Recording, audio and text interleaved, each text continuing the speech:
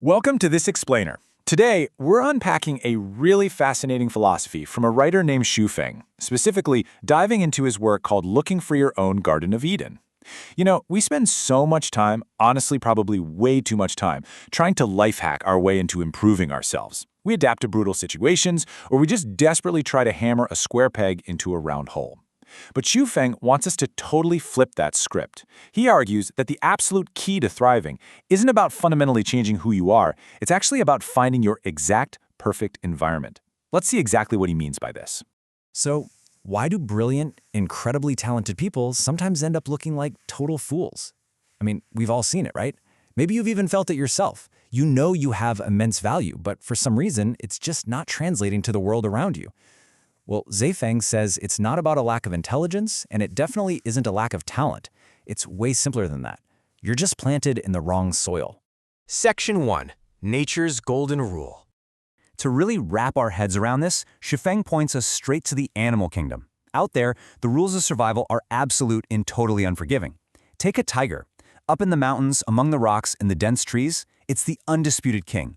It uses camouflage, it ambushes, it is raw, majestic power. But take that exact same tiger, with all its muscle and strength, and drop it on the wide-open, flat plains. Suddenly, the king of the mountains can literally be bullied and teased by a simple pack of wild dogs. The tiger didn't magically get weaker, the environment just completely stopped supporting its specific strengths. And he gives us these incredibly vivid examples to really hammer this point home. Picture a mythical dragon, the legendary lord of the stormy skies, getting mocked by tiny, insignificant shrimp simply because it's stuck in a muddy, shallow pond. Crazy imagery, right? Or think of a camel. This animal is a biological marvel built to cross the harshest deserts on the planet. But put that camel on a wet, rocky coastline. Its wide hooves slip everywhere, and suddenly a common donkey is way more useful.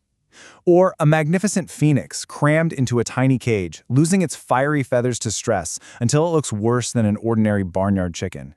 The inherent value of these creatures hasn't changed one bit, but their context? It renders them completely useless. So the big takeaway from these striking metaphors is this. Any living creature is only going to show its true, awe-inspiring qualities when it's in an environment that perfectly matches its natural characteristics. If you put a genius in the wrong room, they'll look incompetent.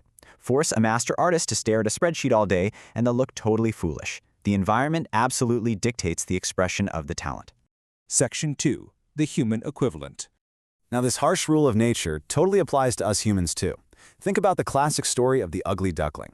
Xu Feng frames this so beautifully. The white swan wasn't actually ugly at all. It was just ridiculed because it had the terrible luck of being born into a flock of ducks and chickens. The ducks were literally judging a majestic swan by duck standards. And constantly being told you're too big, or too clumsy, or just too different, that takes a massive psychological toll. How often do we do exactly that in our own lives, judging our unique traits against the rules of a flock we were never even meant to belong to? We see this all throughout history. Think about Vincent van Gogh. Absolute artistic genius, deeply spiritual mind. But he lived in a highly commercial, secular society that just couldn't appreciate his vision, and tragically, he died in poverty. Or Jiang Ziya, this legendary founding minister of the Zhou dynasty, a total master of statecraft. But when he tried running a normal everyday business earlier in his life, he failed miserably and suffered huge losses. Or Chen Jingren, a mathematical genius who literally changed the field forever, but because he was a bit naive while haggling at the local vegetable market, the vendors completely mocked him as silly. They were all dragons in shallow ponds, being judged by the shrimp of their specific era. Section 3. The definition. So, what actually happens when we finally step out of the wrong flock and into the right one? Well, Xu Feng calls this highly personalized, perfect environment your own Garden of Eden. And to be clear, he isn't talking about the literal biblical paradise here. He means a customized ecosystem that is uniquely suited just for you. It's the one specific place where you can operate at your absolute best, living out your elegant demeanor without ever being treated like a quote-unquote waste by the people around you. Section 4. The Misfit Paradox. Here's where things get really fascinating, and honestly pretty uncompromising. Xu Feng lays out these specific mismatches where certain human traits mathematically fail if they're in the wrong arena. He essentially argues that your virtues can actually become crippling liabilities. For instance, he says truly honest and truthful people shouldn't go into politics because that environment structurally relies on maneuvering. Kind, soft-hearted people, They shouldn't lead armies, because warfare inherently requires ruthlessness. He even goes as far as saying those with a broadly, deeply loving heart shouldn't tie it down in a traditional marriage, because their expansive nature would just be stifled by domestic rules. Whether you completely agree with every single point or not, the underlying argument is super thought-provoking. Playing a game that completely contradicts your fundamental nature is basically a guaranteed loss. And because of these fundamental mismatches, the text gives a really strong warning. Stop trying to change people who just operate on a completely different frequency than you. And conversely, don't burn yourself out trying to change for them. As the old saying goes, a leopard cannot change its spots. Shufeng points out that even if you pour your heart and soul out to someone whose core nature clashes with yours, they're probably just going to remain indifferent.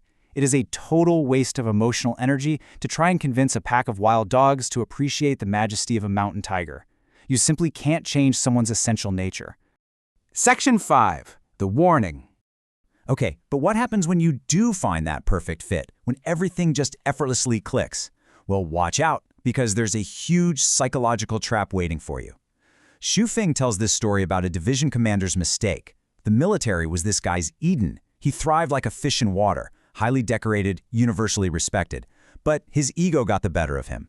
He arrogantly assumed his massive success was just because he was naturally brilliant at everything, not because he was in the perfect synergy with his environment. So he uproots himself, moves over to civil administration, and boom. The former hero quickly becomes utterly useless during peacetime. He suffered setbacks everywhere, offended everyone, and achieved absolutely nothing, all because he abandoned his proper soil. He uses this wonderfully simple metaphor to ground the warning. A cactus. A cactus is incredibly resilient and has this unique, stark beauty when it's in the harsh, dry desert. It thrives where other plants literally wither and die. But just because it's strong in the desert doesn't mean you can seamlessly transplant it to a damp, shaded rainforest and expect it to grow. Actually, overwatering a cactus will straight up kill it. So never assume you can just thrive in all conditions or please everyone everywhere just because you happen to be a star in your own natural domain. Section 6. Cherishing your Eden. Finding this perfect alignment is incredibly rare, and that leads to the final, most urgent piece of advice here.